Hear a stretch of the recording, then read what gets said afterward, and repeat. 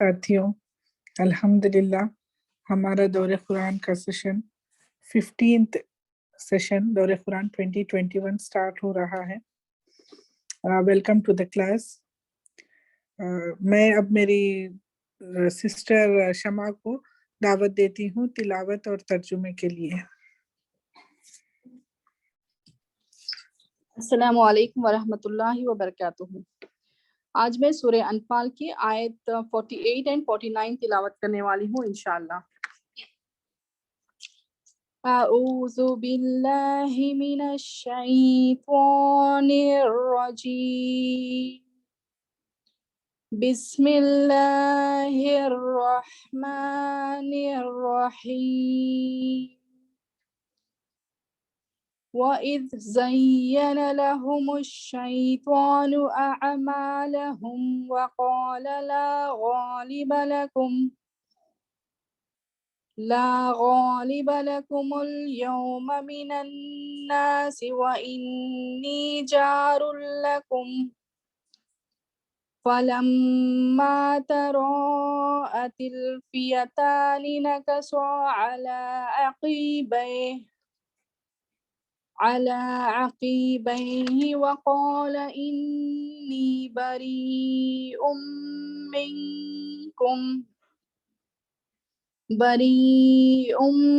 منكم إني أرى ما لا ترون إني أخاف الله والله شديد العقاب۔ إذ يقول المنافقون والذين في قلوبهم مرض غر هؤلاء دينهم ومن يتوكل على الله فإن الله عزيز حكيم۔ ترجمہ۔ ذرا خیال کرو اس وقت کا جب کہ شیطان نے ان لوگوں کے کرتوت ان کی نگاہوں میں خوشنما بنا کر دکھائے تھے اور ان سے کہا تھا کہ آج کوئی تم پر غالب نہیں آ سکتا اور یہ کہ میں تمہارے ساتھ ہوں، مگر جب دونوں گروہوں کا آمنا سامنا ہوا تو وہ الٹے پاؤں پھر گیا اور کہنے لگا کہ میرا تمہارا ساتھ نہیں ہے، میں وہ کچھ دیکھ رہا ہوں جو تم لوگ نہیں دیکھتے، مجھے خدا سے ڈر لگتا ہے اور خدا بڑی سخت سزا دینے والا ہے۔ جبکہ منافقین اور وہ سب لوگ جن کے دلوں کو روگ لگا ہوا ہے کہہ رہے تھے کہ ان لوگوں کو تو ان کے دین نے خبط میں مبتلا کر رکھا ہے، حالانکہ اگر کوئی اللہ پر بھروسہ کرے تو یقیناً اللہ بڑا زبردست اور دانا ہے۔ صدق اللہ العظیم۔ جزاک اللہ خیر۔ جزاک اللہ خیر شمع، اللہ تعالیٰ آپ کو علم نافع دے۔ میں اب ہمارے ٹیچر روزی باجی کو انوائٹ کرتی ہوں کلاس کو کنٹینیو کرنے کے لیے۔ نحمدہ و نصلی علی رسولہ الکریم۔ اعوذ باللہ من الشیطان الرجیم، بسم اللہ الرحمن الرحیم۔ رب اشرح لی صدری ویسر لی امری واحلل عقدۃ من لسانی یفقہوا قولی۔ رب زدنا علما سبحانک لا علم لنا الا ما علمتنا انک انت العلیم الحکیم۔ اللہم فقہنا فی الدین۔ السلام علیکم۔ الحمدللہ ہم لوگ ابھی سورہ انفال پڑھ رہے ہیں اور سورہ انفال کا بھی آلموسٹ ہاف ہم لوگ یسٹرڈے پڑھ لیے ہیں، جو کہ ہم انٹروڈکشن میں ہمارے ٹیچر سمجھا دیا کہ یہ سورہ انفال غزوہ بدر کا ایک ریویو، اس کا ایک تبصرہ، وہ غزوہ بدر ہونے کے بعد اس کا ایک سمیکشا یا تبصرہ جسے کہتے ہیں وہی ہے۔ تو 47 آیت تک ہم لوگ پڑھ لیے ہیں، دیکھتے ہیں 48 آیت میں کیا ہے۔ ابھی ہم لوگ 54 آیت تک جو بات ہے وہ مینلی کیا ہے، 54 آیت تک کہ غزوہ بدر کا سلسلہ میں بتایا جا رہے ہیں کہ ایمان والوں کو اللہ پر بھروسہ کرنا چاہیے اور خود کو بھی تیار کرنا چاہیے، شیطان کے دھوکہ میں نہیں آنا چاہیے۔ آیت نمبر 48۔ اور جبکہ ان کے عملوں کو شیطان انہیں زینت والا دکھا رہا تھا اور کہہ رہا تھا کہ انسانوں میں سے کوئی بھی آج تم پر غالب نہیں ہو سکتا، میں خود تمہارا حمایتی ہوں۔ لیکن جب دونوں گٹ ظاہر ہوئی تو اپنی ایریوں کے بل پیچھے پلٹ گیا اور کہنے لگا کہ میں تو تم سے الگ ہوں، میں وہ دیکھ رہا ہوں جو تم نہیں دیکھ رہے، میں اللہ سے ڈرتا ہوں اور اللہ سخت عذاب والا ہے۔ یہ اس آیات میں کون سا بات کہی گئی ہے کہ بدر کے لیے جب قریشی مکہ نکل رہے تھے اسی ٹائم اچانک قریشی مکہ کو لگا کہ ہم لوگ تو بدر کے لیے نکل رہے ہیں، بدر میں انگیج ہو جائیں گے، وہاں بیزی ہو جائیں گے، ادھر مکہ خالی پڑا رہے گا، تو اگر دوسرا قبیلہ بنو بکر مکہ کو خالی دیکھ کر مکہ پر اگر حملہ کر دے تو ہمارا نقصان ہوگا، تو ہم جائیں یا نہ جائیں۔ تھوڑا ہیجیٹیشن میں تھا، تھوڑا ہیل دول میں تھا۔ اسی ٹائم شیطان ایک انسان کا شکل اپنا کر، سراقہ بن مالک کا شکل اپنا کر مکہ میں آئے اور قریشی مکہ کو سمجھایا کہ ایسا بنو بکر نہیں آئے گا، کچھ نہیں ہوگا، اور میں خود تمہارا حمایتی ہوں، مددگار ہوں، مدد کریں گے، چلو۔ تو پھر آئے اور غزوہ بدر میں شیطان بھی، ابلیس بھی شامل ہوا تھا، اور فرشتہ اللہ کی طرف سے فرشتہ کا بھی مدد ملا تھا، فرشتوں بھی شریک ہوئے تھے۔ تو یہ میدان میں جب شیطان نے دیکھا فرشتوں بھی موجود ہے تو اس میں سمجھ گئے اور وہ اپنا ایری کے بل پلٹ گئے، یعنی وہ بھاگ گئے۔ اور ہم سورہ بقرہ سے لے کر سورہ انفال، ابھی ہم لوگوں کا انفال چل رہے، ابھی تک ہم کیا دیکھ رہے ہیں کہ شیطان کا جو وعدہ وہ دھوکہ ہی ہے۔ بالکل سٹارٹنگ میں آدم علیہ السلام کو وہ دھوکہ سے ہی جنت سے نکالا، کیا بولا تھا، میں تمہارا خیر خواہ ہوں، لیکن کیا خیر خواہی کیا، اس نے جنت سے نکلوا دیا۔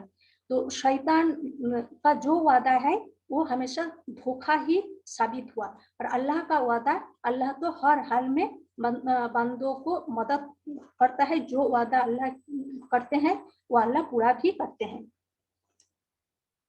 نیکسٹ آیا، جبکہ منافق لوگ کہہ رہے تھے، اور وہ بھی جن کے دلوں میں روگ تھا کہ انہیں تو ان کے دین نے دھوکے میں ڈال دیا ہے، اور جو بھی اللہ پر بھروسہ کرے تو اللہ تعالیٰ بے شک زبردست اور ہمت والا ہے۔ منافق کون ہے؟ منافق یعنی جو لوگوں نے منہ میں کہتے ہیں کہ ہم ایمان لائے ہیں لیکن دل سے ایمان نہیں لائے، یہ لوگ ہمیشہ اندر ایمان والوں کا خلاف ہی رہے۔ تو جب غزوہ بدر میں ایمان والوں جا رہے تھے، ایمان والوں کتنے تھے؟ 313، اور ادھر قریشی مکہ کا 1000 کا فوج تھا، اور وہ بھی سرو سامان سے بھرپور۔ تو یہ جو منافق اور جن کے دلوں میں روگ، یعنی جن لوگوں کا دلوں میں شک تھا، ہو سکتا ہے جو لوگ نئے ایمان لائے، ابھی تک اتنا تعلیم پختہ نہیں ہوا، یعنی شک میں تھے، اسی طرح لوگ کیا کہہ رہے تھے کہ یہ دیکھو ایمان والوں اتنا چھوٹا سا گروپ اتنا بڑا گروپ کے ساتھ لڑنے جا رہے ہیں، یعنی ان کا دین تو انہیں دھوکے میں ڈال دیا، یہ تو آلموسٹ سوئسائڈ، یہ تو موت کا منہ میں جا رہے ہیں۔ تو اسی طرح وہ لوگ بول رہے تھے۔ تو منافق یہ بہت سورہ نساء میں بھی ہم لوگ پڑھ کے آئے ہیں کہ منافق جہنم کا سب سے نیچے رہیں گے۔ تو منافق، یہ جو منافقوں کا جو علامات، اس سے بھی ہمیں خود کو بچا کے رکھنا ہے۔ آگے کی آیات، اور کاش کی تو دیکھتا جبکہ فرشتے کافروں کی جان نکالتے ہیں، ان کے منہ اور کمر پر مارتے ہیں اور کہتے ہیں تم جلنے کا عذاب کا مزہ چکھو۔ یہ ان عملوں کے سبب جو تمہارے ہاتھوں نے پہلے ہی بھیج رہا ہے، بے شک اللہ تعالیٰ اپنے بندوں پر ذرا بھی ظلم نہیں کرتا، بے شک۔ تو یہ جو تکلیف، یہ جو فرشتہ مار کے اور عذاب کا سزا چکھنے کے لیے بتا رہے ہیں، یہ کیوں؟ ان کے عملوں کے، ان کے کرتوتوں کے سبب، ایسا نہیں کہ نعوذ باللہ اللہ بندہ پر ظلم کرنا چاہتا ہے، نعوذ باللہ ایسا نہیں۔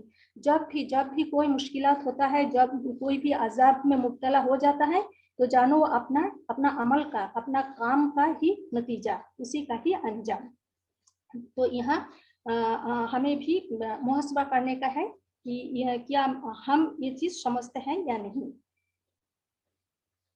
फिर फिरौन के पैरोकारों की हालत की तरह और उनके बुजुर्गों की कि उन्होंने अल्लाह की आयतों पर यकीन नहीं किया तो अल्लाह ने उनके गुनाहों के सबब उन्हें पकड़ लिया। अल्लाह ताला बेशक जबरदस्त और सख्त अज़ब वाला है। यहाँ फिरौन का बात क्यों आया? जो कुरैशी मक्का उन लोगों का बात चल रहे थे ना, तो किसी शख्स को इंडिविजुअली या किसी कौम का जो उरूज और जवाल ना, इसका विधान इसी आयत में बताया गया है कि अपना अमल के मुताबिक होता है। आप जिस तरह काम करते हैं उस हिसाब से उसका उरूज होता है या जवाल होता है। जिस तरह फिरौन और उनके बुजुर्गों ने किया था। और इस आयत में भी क्या बोला? गुनाह के सबब। पिछले आयत में बोला था अमलों के सबब। आगे की आयत में चलते हैं। ये इसलिए कि अल्लाह ऐसा नहीं कि किसी कौम पर कोई नेमत करके फिर बदल दे जब तक कि वो खुद अपनी उस हालत को ना बदल दे जो कि उनकी अपनी थी। और ये कि अल्लाह ताला सुनने वाला जानने वाला है। ये आयत में भी बहुत गौर करने का है क्योंकि अल्लाह ने नियामत देते हैं। नियामत देने के बाद नियामत क्या है?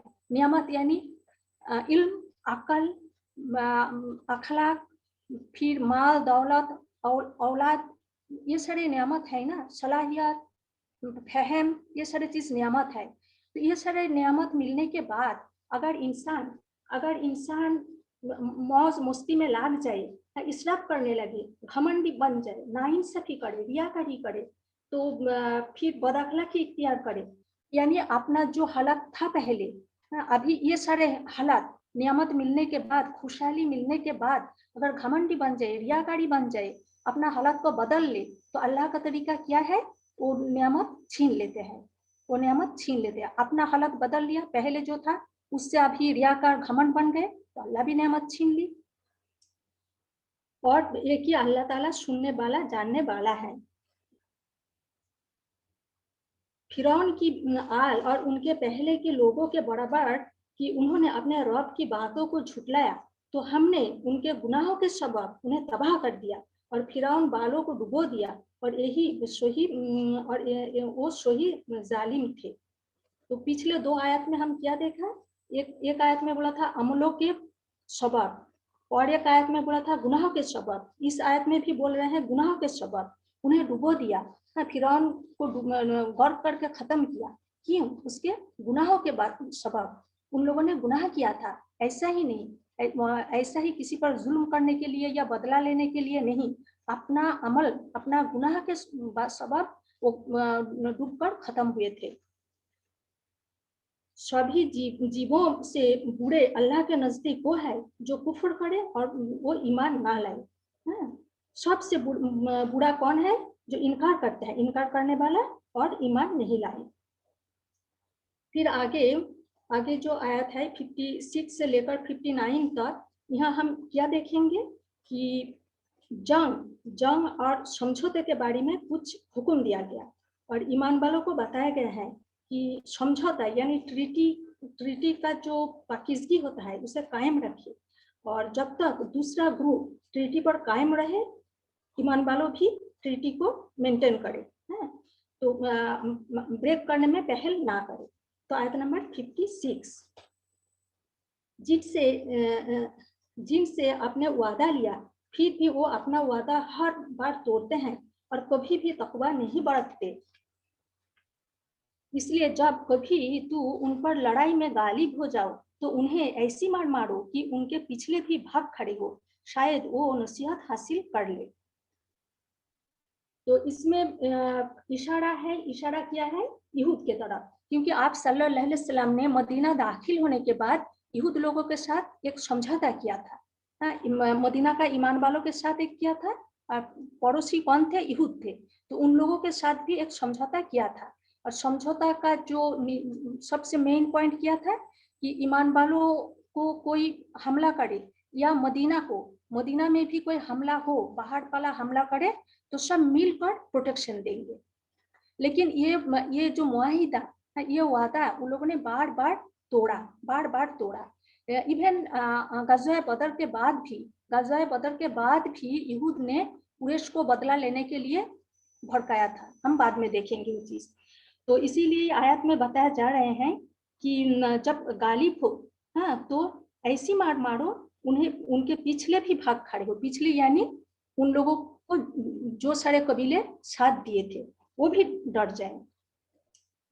आयत नंबर 58, और अगर तुझे किसी कौम से धोखेबाजी का डर हो तो बड़ाबड़ी की हालत में उनकी सुलह तोड़ दे। अल्लाह खयानत करने वालों से मोहब्बत नहीं रखता, और काफिर ये ख्याल ना करे कि वो भाग निकले, बेशक वो मजबूर नहीं कर सकते।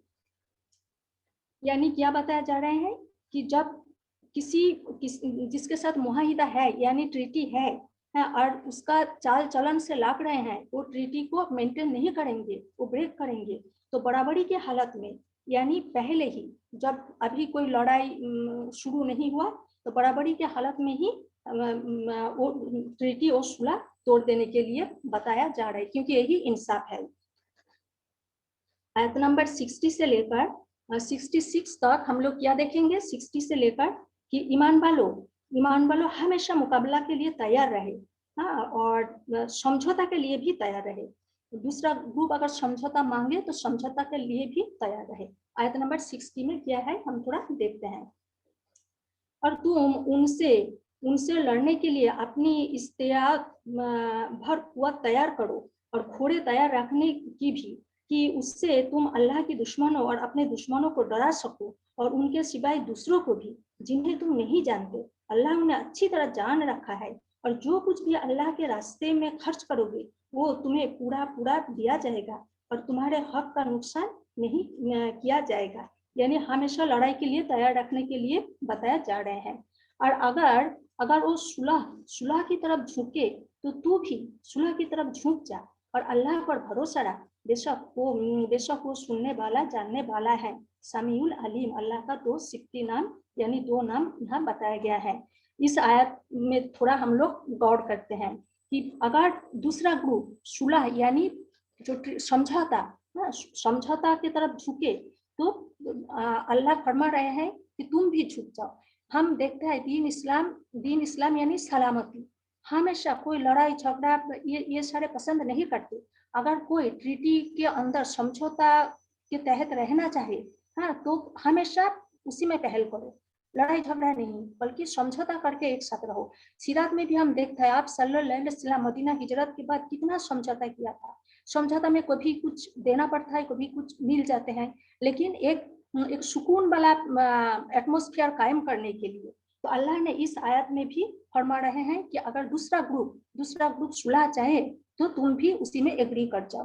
तो ये जो आयत, यहाँ से सबक हम कैसे ले सकते? हम तो जंग लड़ाई नहीं जाते, लेकिन देखो फैमिली के अंदर भी या नेबरहुड में, पड़ोस में या रिश्तेदारों में कभी कभार मिसअंडरस्टैंडिंग हो जाते हैं ना। फिर अगर कोई झुक जाए, कोई वो मिसअंडरस्टैंडिंग खत्म करके फिर से पहले जैसा मेल मोहब्बत कायम करना चाहे, तो हमें भी पहले का जो मिसअंडरस्टैंडिंग उसी को पकड़ कर, हाँ, अकड़ कर रहना नहीं चाहिए, बल्कि हमें भी मालमीट करके अच्छा से जो फैमिली या पड़ोसी या रिश्तेदार जिसके साथ भी मिसअंडरस्टैंडिंग हुआ था, सुलह यानी एक मेल जोल कर लेना चाहिए। ये आयत पढ़ते हुए हमने ये सबक ले सकते हैं, हमें इसका इम्प्लीमेंट अमल भी करना चाहिए। आयत नंबर 62, और अगर वो तुझसे धोखा करना चाहेंगे तो अल्लाह तुझे बस है, उसी ने अपनी मदद से और ईमान वालों से तेरा मदद कराया है, और उनके दिलों में आपसी मोहब्बत भी उसी ने पैदा किया है। और आप जमीन की सभी चीजें खर्च कर देते तो भी उनके दिलों में मोहब्बत का जज्बा पैदा नहीं कर सकते थे, लेकिन अल्लाह ही ने उनके दिलों में मोहब्बत डाल दिया, बेशक वो गालिब हिकमत वाला है। ये आयत नंबर 63 थोड़ा तो इसे देखने का ही है। यहाँ इशारा है औस और खजराज की तरफ। एक्चुअली हम जानते हैं कि रसूल सल्लल्लाहु अलैहि वसल्लम हिजरत करके जब मदीना गए थे, उसी टाइम जो औस और खजराज उससे पहले से उन लोग मतलब सदियों से एक दूसरे का दुश्मन थे। अकबा बायात के बाद इन लोगों ने ईमान लाए, मदीना गए, फिर ईमान के बुनियाद पर इन लोगों का दिल में इतना मोहब्बत हो गया था कि इन लोगों ने एक मजबूत जत्था बन गए थे, एक मजबूत ग्रुप। लीडर रसूल सल्लल्लाहु अलैहि वसल्लम का पैरवीकर फॉलोअर कौन है? साहबाए किराम जैसा डेडिकेटेड डिटरमाइंड एक ग्रुप।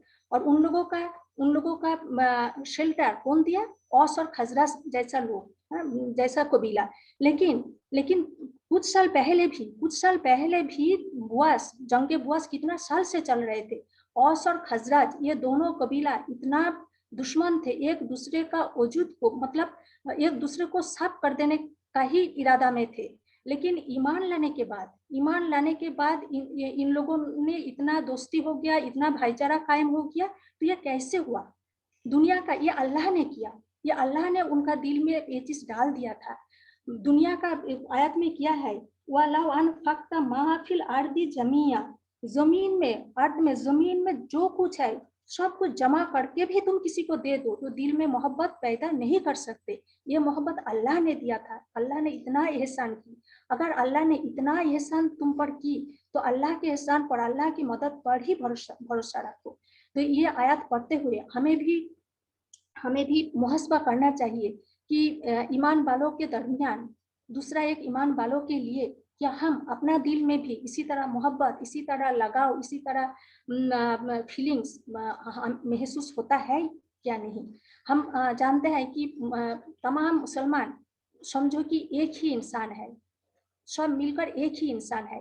अगर इंसान का हाथ में दर्द हुआ तो पूरा जिस्म को ही दुख पहुंचता है। तो अभी हम मुहस्बा करें, अगर कहीं पर दुनिया के कहीं पर कोई ईमान वाला तकलीफ में है तो क्या हम तकलीफ महसूस करते हैं?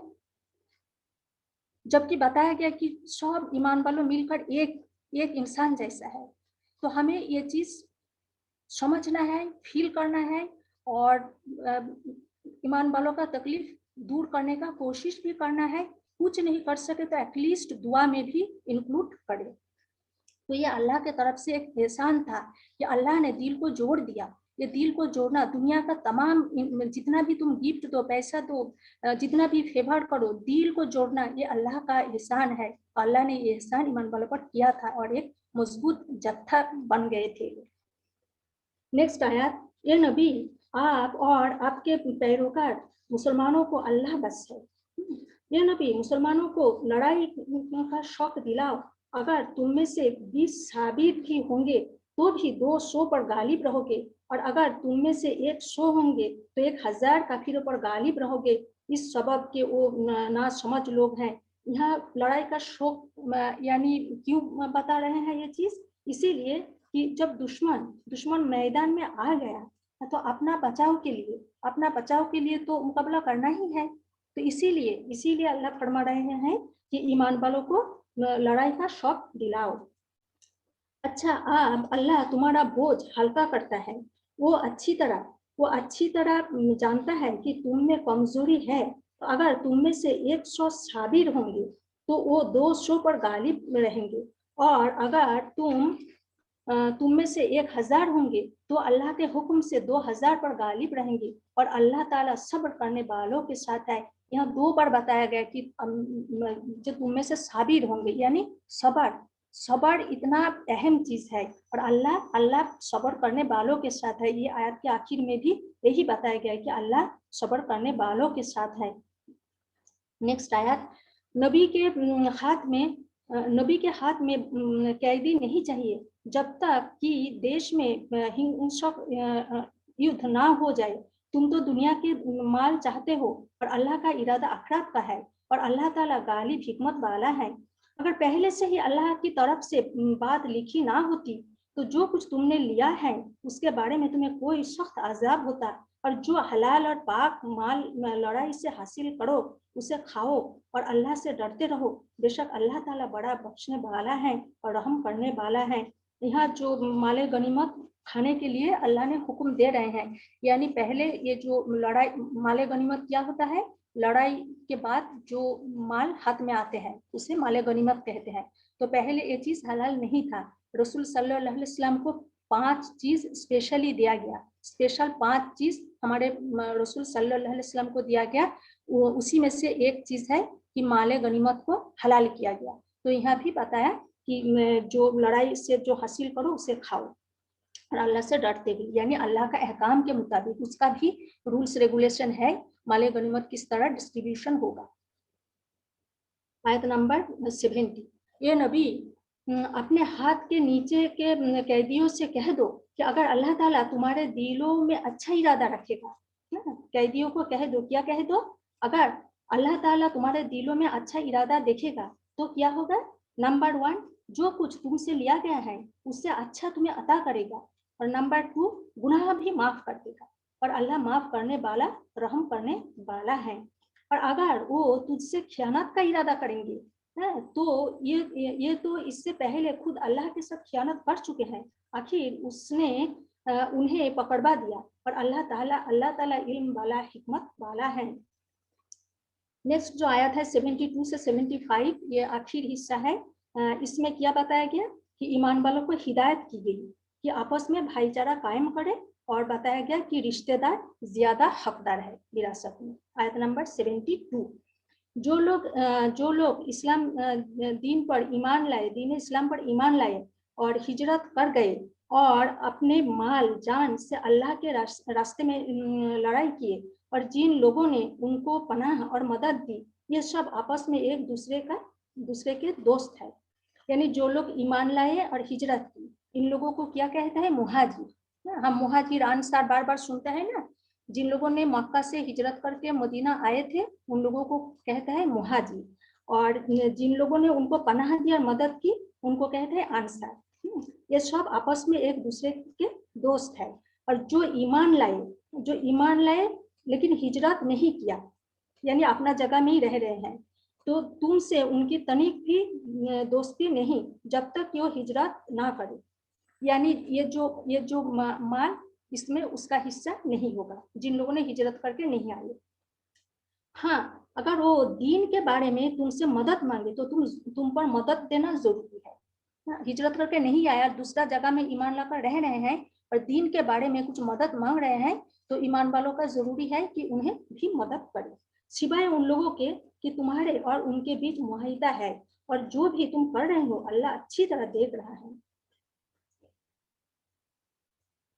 اور کافر آپس میں ایک دوسرے کے دوست ہے, اگر تم نے ایسا نہ کیا تو دیش میں فتنہ ہوگا اور بہت فساد پیدا ہو جائے گا. یعنی اللہ نے جو حکم دیا ہے اس مطابق نہ چلو گے تو فتنہ فساد پیدا ہوگا. پھر جو آیت ہے آیت نمبر 74, اس میں ہجرت کا فضیلت دیکھیے بیان ہوا ہے. جو لوگ ایمان لائے اور ہجرت کیا اور اللہ کے راہ میں جہاد کیا اور جنہوں نے پناہ دیا اور مدد پہنچائی, یہی لوگ سچے ایمان والے ہیں, ان کے لیے معافی اور عزت والا رزق ہے. لہم مغفرۃ و رزق کریم. جن لوگوں نے ہجرت کی اللہ کے راہ میں لڑے اور جن لوگوں نے پناہ دی, مدد کی, دونوں کے لیے کیا یہ ہے ریوارڈ ہے. ایک ہے معافی, اور ان لوگوں کو ایمان وہی لوگ ایمان والا ہے, اور معافی اور عزت والا رزق ہے. اللہ نے یہ 2 چیز ان لوگوں کے لیے اس آیت میں بتایا ہے. اور جو لوگ اس کے بعد ایمان لائے اور ہجرت کیا اور تمہارے ساتھ ہو کر جہاد کیا تو یہ لوگ بھی تم میں سے ہی ہے, اور رشتے والے ان میں سے آپس میں ایک دوسرے کے زیادہ قریب ہے اللہ کے حکم میں, بے شک اللہ سب کچھ جاننے والا ہے. اس آیت میں اللہ نے کیا فرمایا ہے تھوڑا سا دیکھ لیتے ہیں. یہ آیت میں یہ وراثت کے معاملے کے بارے میں, کہ وراثت کے معاملے میں جو ناطے دار ہے قانونی حقدار وہی ہوگا. یہ بات اس لیے بتایا گیا ہے کیونکہ ہجرت کے بعد آپ صلی اللہ علیہ وسلم نے مکہ سے جو لوگ آئے تھے یعنی مہاجر, اور مدینہ میں جو لوگ مدد کی یعنی انصار, دونوں میں بھائی چارہ کرایا تھا, یعنی ایک دوسرے کا بھائی. تو وہ لوگ ایک دوسرے مطلب مدینہ والوں نے مکہ والوں کو اپنا زمین جائیداد, ایون رہنے کے لیے مکان, ہر چیزیں دیا تھا, جیسے بھائی کا ہوتا ہے نا, 2 بھائی کا ہر چیز میں برابر حصہ ہوتا ہے, اسی طرح دیا تھا. تو उसी वजह से कुछ लोग ऐसा सोच रहे थे कि दीनी भाई एक दूसरे का वारिस भी होंगे, या तो इसी आयत में बताया गया कि सिर्फ मुसलमान नातेदार ही एक दूसरे का वारिस होंगे, यानी अल्लाह के हुक्म में क्या है, एक दूसरे का ज्यादा करीब कौन है, जो रिश्तेदार वो ज्यादा करीब है। ये आयत में ये चीज बताया गया है। तो ये था सूरा अनफल जो हम लोग अभी इतना ही आयत था। तो इसी में हम लोग क्या देखा, सूरा अनफल ये गज़वाए बदर, जो गज़वाए बदर हुआ था उसी का ही एक समीक्षा यानी एक रिव्यू, लेकिन इसे तबसरा भी कहते हैं ना। तो ये जो तबसरा, ये तमाम तबसरा से बिल्कुल डिफरेंट है जो दुनिया के बादशाह किसी लड़ाई जीतने के बाद आमतौर पर करते हैं। ये तबसरा में यानी ये रिव्यू की खुसूसियत ये है कि इसमें ईमान वालों की तरबियत पर रोशनी पड़ती है।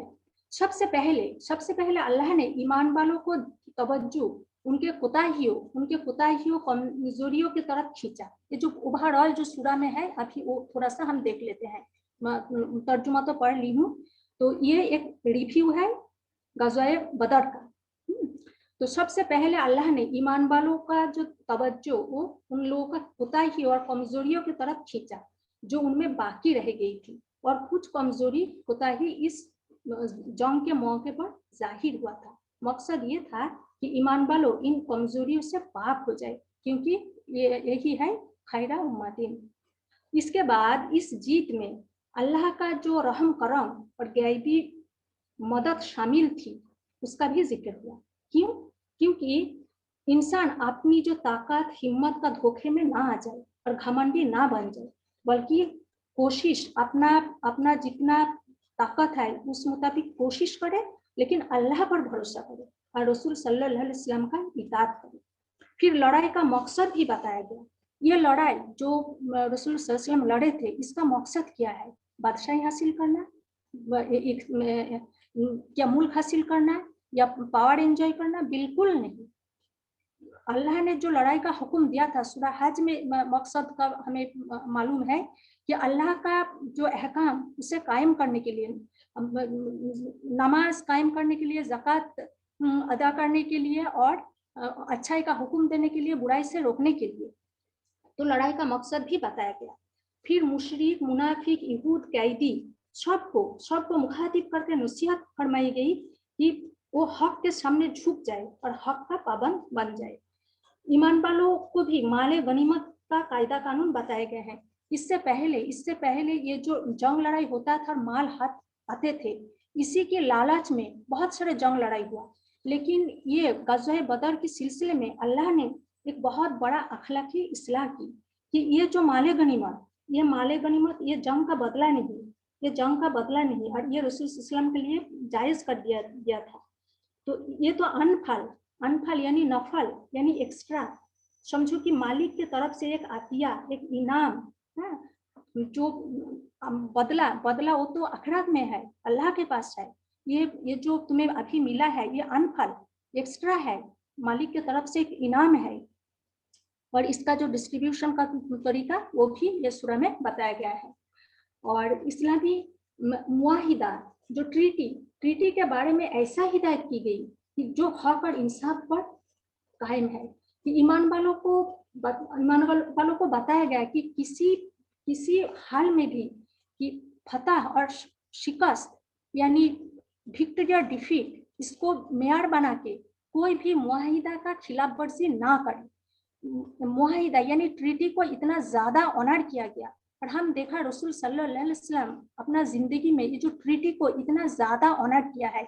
हम जस्ट सुलह हुदैबिया में जो उसी टाइम अबू जंदल का वाकया भी हम पढ़ के देख ले, उन्होंने किस कदर ट्रीटी को ऑनर करते थे, तो वो भी बताया गया इसी में।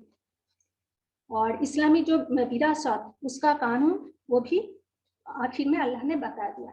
तो दुनिया अच्छी तरह से जान ले कि इस्लाम सिर्फ एक वे ऑफ वर्शिप नहीं, सिर्फ एक इबादत का तरीका नहीं, बल्कि जो अहकाम का दावत इस्लाम देता है उसका अमली तौर पर वो करके भी दिखाता है।